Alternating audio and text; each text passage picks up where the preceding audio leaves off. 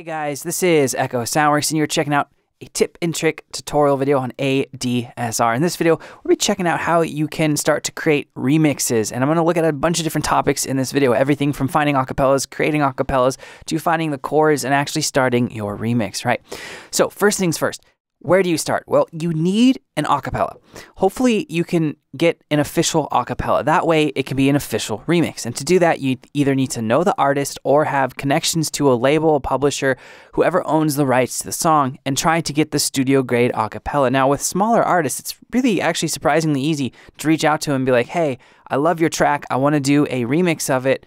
You know, what do you think about that? And a lot of times they will just send you the stems. Now, if it's a really old song and it's like a lesser known, smaller artist, that probably will, if it's an older track, it'll reduce your chance of getting the acapella, because a lot of artists or vocalists or singers who don't produce their own music, they don't keep those files on hand. So the most recent example, I heard a song on a playlist on Spotify and I really liked it, female singer, really small, lesser known female singer. The song came out like 3 weeks prior to when I heard this, and I was like, I think I reached out to her on Facebook. I was like, hey, love your track, blah, blah, blah, producer, sound designer, that whole shtick, right? And then she just was like, cool, yeah, that'd be awesome. It was like a piano ballad type track. She sent me she had her producer send everything, and he still had it. So that worked in my favor. So that would be an official remix at that point. Now, an unofficial remix means you don't have the actual right to do said remix. You're just sourcing the acapella from somewhere. So there's a few different ways to do that. The best way is to try to actually find the studio acapella online, and there's a few different sources. So my favorite one is Acapellas For You. Now, I'm trying to find, in this video, we're going to be looking at Selena Gomez and Marshmello and the Wolves track that they did together. So I typed in Wolves, didn't come up. I could try Selena Gomez and see if that comes up. So this is a pretty easy site to use. You can search for acapellas, you can browse. Let's try search again, see if it comes up. So we have some Selena Gomez stuff here, but not what I'm looking for. Now you'll see that some of them, they have bitrate. So if they're 192, odds are it's not a studio quality bitrate. It might be if it's a really old song, but if it's a newer song and it's 192, it's going to sound like a potato. So you don't want that. You try to find one that like here's one. Here's a studio acapella 320. So if you wanted to remix "Love You Like a Love Song" for some reason, if you wanted to remix that, there it is. Right now, let's say you can't find the acapella you're looking for. There's one more pretty valid choice or step you can try taking, and that's finding the instrumental. And I know that sounds counterintuitive, but stick with me. So I actually did find a studio instrumental for Selena Gomez, Marshmello, Wolves, and it was on YouTube.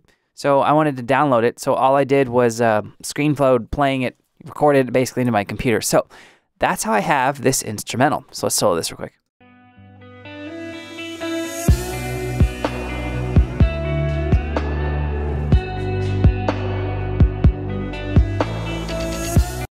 Right, so that is the instrumental. Now under that, I have the full song.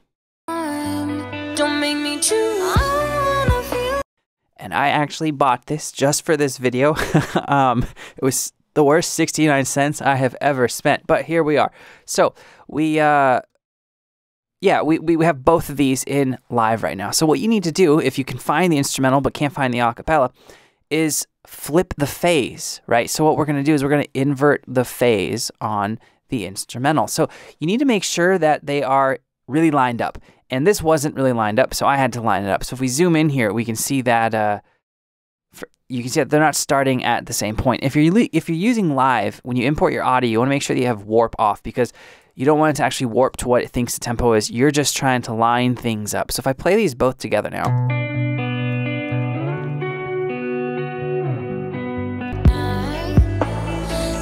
And we want to make sure that the transients on things like kicks are really lined up, right? Because when you reverse the phase, you're reversing the polarity of when the amplitude crosses over the axis points, right? So for instance, with this, we can see if I zoom in here, we're going to get these like nice little wavy lines. So see how this is going up, this is going up, this is going up at the same time, right? And it's going down at the same time. When we reverse the phase, we want to basically flip this. As this goes up on one track, it goes down on the other, which should in turn mute that audio. So what you're going to do is go into utility if you're in live, and if you're a Logic user, you can do this with the utility as well. You go to the utility folder and you can load in an instance of the gain. You just need to flip the phase. You can also in Logic actually go to your audio editor and go to File and hit Edit Phase. So for all the Logic users out there like, oh, I'm not in Logic right now. So what I'm going to do is go into Utility, turn on the phase flip here for left and right, keep it to stereo. I want the width to 100%, and I'm going to turn the gain down a little bit. I'm doing it because I'm trying to match the gain. So make sure that your tracks are pan dead center. And for this to work, you really do need it to be aligned as close as you can. Now, this is where it can kind of go wrong, is if you think you have it aligned, but you don't. So in Ableton, it's actually kind of a pain in the ass. Unless you zoom in a bunch. So if you zoom in a ton, you get these little dots, which is nice. But if you don't go that far, it's a little bit hard to see things. And in other DAWs like Pro Tools and Logic, you can nudge things by ticks or samples. You can't really do that here, but you can zoom in to a great degree, which is nice. So what I'm going to do is zoom in until I can see these dots. Let me zoom back out. So it doesn't matter if I'm taking the whole song right now. So yeah, I only have part of it selected. So I'm going to zoom in until I start seeing the dots. Now, so this is pretty close. So what I'm going to do is I'm going to Command click, and let's try to get these dots to line up. So that dot, that dot, that dot. All right. So now if I zoom back out, it should still look pretty good is what I'm hoping. Unless, let me go to a section that has more information. All right. So let's try playing this real quick. All right, so it sounds like it's lined up, right? Sounds nice and tight. So I'm going to go on to Utility now, and I'm going to turn it on. Make sure that both of these are selected, and let's see how this does. Don't make me choose. I wanna feel the way that we did that summer night. Right, so it's working pretty well right now. I've been running with the wolves to get to you. I've been running with the wolves to get to you. Now, if I turn this gain up and down, I've been running with the wolves to get to you. It'll start to work a little less. That's because I have discrepancies with my volumes because these tracks weren't the exact same volume. So if I take this to 7.2, that might help. But let's see. I've been running with the wolves to get to you, to get to you. Yeah, so a lot of it is definitely out, which is nice. So I'm going to zoom back in here, and we're going to see if we can get it a little bit tighter. So let's just put a little marker there, and let's zoom in. Actually, right here. All right, so let's zoom in. Yeah, this is pretty close. Those dots are lining up. So that might be as good as it gets with this example. This isn't an exact science. It doesn't always work. Sometimes it works better than others. It really just depends on how the track's mixed. But this... All right, so it's a pretty good amount of reduction, right? Now, there's a couple other things you can do. At this point, I would bounce it or export it. And then what you could do is you could load up two different plugins. You could load up an equalizer and a gate. So I'm just going to do this on the master right now because I don't want to bounce it out and re-import. But the EQ, what you're essentially going to do is you're going to use a mid-side EQ. Hopefully that you have one that's linear phase. I mean, it's not going to move the phase of things around. It might defeat the purpose, of what you're doing. But what you're then going to do is listen to the track. There might be some sub frequencies coming through. There might be some low frequencies. There's probably going to be some claps and some snares as well. Hopefully a good amount of the claps or hi-hats, things like that, they're panned out to the right. So I'm going to turn this on. Let's listen to it as I do. All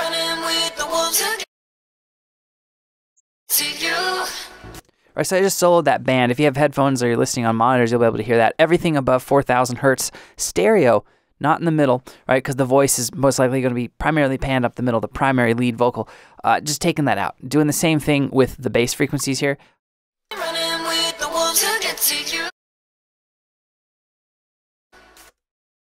Right, so just removing and cleaning up those frequencies. Now, I took it a step further and I applied a gate to it. If you guys don't know what a gate is, it's kind of like a compressor in reverse where anything above your threshold, it lets through, and anything under it, it's going to just completely silence, right?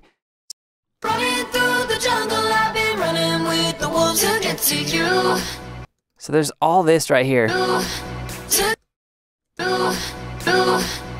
Right, that's just where the instrumental is kind of popping its ugly face back into our little acapella. So if I turn the gate on though, to get to you, I've been down the dark. To get to you. Right, you can hear that it takes out that. To it to you. Right, which is a lot better. So at this point, we now have our acapella, and we can start to bounce things out, and now we can move on to the next stage of creating our remix, and that is understanding the song. So let's check that out now. All right, so now we have the acapella. There's a couple things we need to figure out about the track before we can decide on like, okay, well, what type of remix do I feel like doing for this? And by what type of remix, I mean, do you want to ultimately do a brand new instrumental, the whole track, or do you want to change and kind of do a genre flip? Like this is like a future pop track, so maybe we speed it up, slow it down, so we can get it into like a trap or kind of like a hybrid trap dubstep range. And if that's the case, do we want to keep the verse and the initial build and breakdown the same and just change the drop, or do we want to do a brand new instrumentation the whole way through and just kind of reinterpret the vibe and feeling of the song? Maybe we don't mess with BPM too much. Either way, we need to know those three things. We need to know BPM, key, and as kind of secondary to the key is the chord progression, especially if you want to introduce your own melodic chordal elements to the track. All right, so let's do that now. And there's a bunch of easy ways to do this. My favorite way is actually just tempo tapping on my phone. There are a bunch of apps and you can just tap. You can do that in DAWs too. There are also plugins, and I pulled one up that's free. It's called Beat Counter by Tarragon Audio, and it will listen to your track and try to tell you or figure out what the tempo is, right? So that plugin looks like this. Well, we're just going to use the tempo tap, which I already did, but when I'm doing the tempo tap, I'll stick it in a section of the track that has a lot of drums. I've been running through the jungle, I've been running with the wolves. So this has claps, right, on every quarter. I've been running 2, through the 3, jungle, 4, I've been 1, running 2, with the 3, wolves. 4. So it's really easy to tap. It's just, with it. And I got to like 124.8. So I just assumed it was at 125. Now, we've already lined up the audio. So I'm going to highlight both of these tracks here. So we're shift click, so we're taking everything. And let's change our tempo, our BPM, to 125. Now let's go to the start of the song here. And let's turn on the metronome.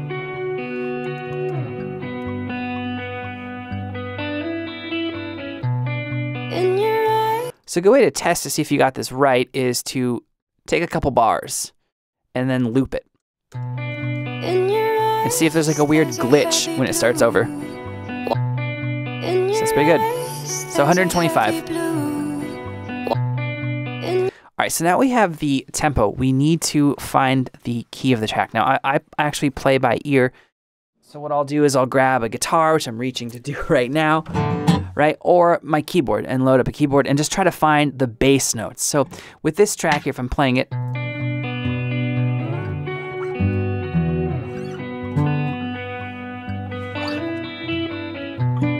In your eyes, there's a heavy blue. In your eyes. so I'm just kind of finding the bass notes. So I have, and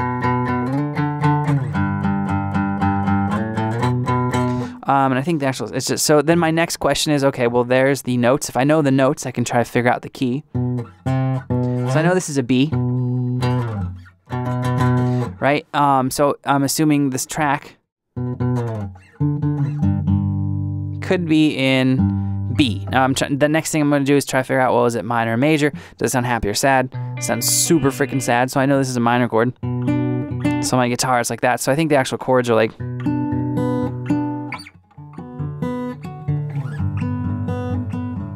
and then some like weird hammer on there.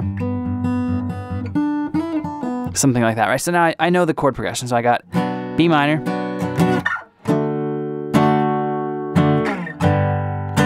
down it's B minor to a D to a G. Right, so if I play along with it, D,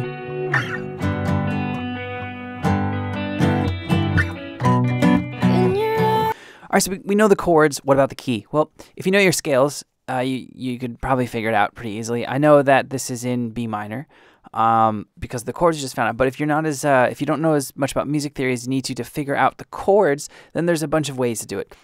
First, Google the song. If it's a big song like this one, Selena Gomez, big, Marshmello, big, it's probably just going to come up. But if you're remixing like a track that you found on SoundCloud, for instance, and it's a smaller artist or DJ or producer, only a few 100,000 plays, it probably won't come up on Google. But not to worry. There's apps that you can download, different ones for different, iOS and Android. So I don't want to sprout off what I use, but they exist. Just go to your app store and search for music key finding app. Basically, they work like Shazam. You play the track, they listen to it, pop out a key. They're not always incredibly accurate, but some of them are pretty good depending on the genre of music. Or you can go to this site, and I like going to the site because it can actually help reinforce your theory. So it is called Music Theory Site. The URL will be in on the video here on the screen and in the description. But you pick the chords, and it'll pop out in the little wheel here of different keys. It'll pop it out, and it gives you the corresponding, relative minor to all the major keys, which is nice. So we know that the first chord was a B minor. So I'm going to go to B, and we're going to choose B minor. So now it knows, okay, these are the potential keys that B minor can be in, right? Kind of cool to know that and look at that. Now the next chord was a D major, went up to D major on the guitar. So those keys remain the same, nothing moved, right? Then after that, we went down to a G major. So now we're reduced to these two keys. And the last one that we had in the track in the bridge or the build-up was I don't think I played this one. I think it was an A major. That was the one. So it's B minor. A key is either D or B minor. And if you're wondering what the differentiation is, it's just which one you resolve to, essentially. D is the relative major, or B minor is the relative minor to D major. It's like C has A minor as its relative major, right? All the white keys. So that's all that's happening there. Pretty cool little resource. So now that I know my key is in B minor, I can think, okay, if I want to juxtapose it to this, switch it to this BPM in this key, I know where I'm going. I know where I'm starting. I can start to set scales, for instance, in the piano roll. I can have it choke to different groups. If you're using Logic, you can use the transposer. Lots of different things you can do now that you have that information. Now, let's say you don't know how to do what I just did. Let's say you don't really play by ear. Well, there are other ways to extract the melody. So one of my favorite ways to do it is actually Melodyne, and we're going to load up Melodyne right now. So Melodyne is actually typically thought of as a pitch correction tool, but you can actually use it to do this. So I'm going to load it into the track with everything. So this is the full instrumental, and I'm going to hit up here. I'm going to go to transfer. I'm going to give myself a bar of space before it happens. So we have transfer on. I'm going to hit play. Now, I can talk over this while it's doing it. It's on its own track. So I'm going to capture a few different bars of this. Now, the cool thing about this is it'll actually take her melody as well as the instrumentation. Because Melodyne can actually do polyphonic. So if we go back here now to the start of the track. Size. All right, now I'm going to go to settings, and I'm going to export this as MIDI. So I imported the MIDI back in, and I lined it up, loaded up a piano track. All right, so this Melodyne doesn't do a perfect job of this, and there are some other applications that do this as well, but I deleted some of these low notes. There's like a lot of low rogue notes. I don't know where it was getting that from, but I have a general idea. Let's say this was your first step, and you didn't know exactly what the chords were. You'll have an idea of a starting point usually. Right, so it got that first chord before the slide pretty good, right? It's just doing it really staccato. But it is there, so you can see all the bass notes, right? And then even when she starts to sing, we can now see some of these notes, right? So I'm on A3.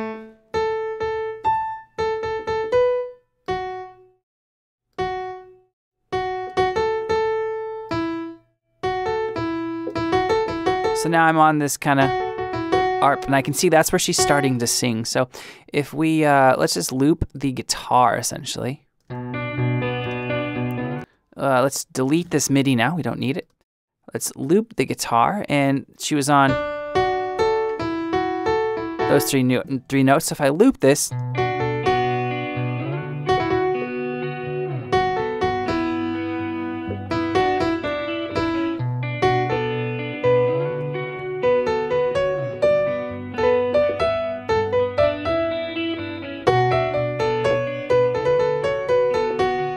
right now I can just start to solo, and I'm not the greatest keyboard player in the world. I don't know all my scales, know a good amount of them, but I saw the shape that Melodyne pulled out.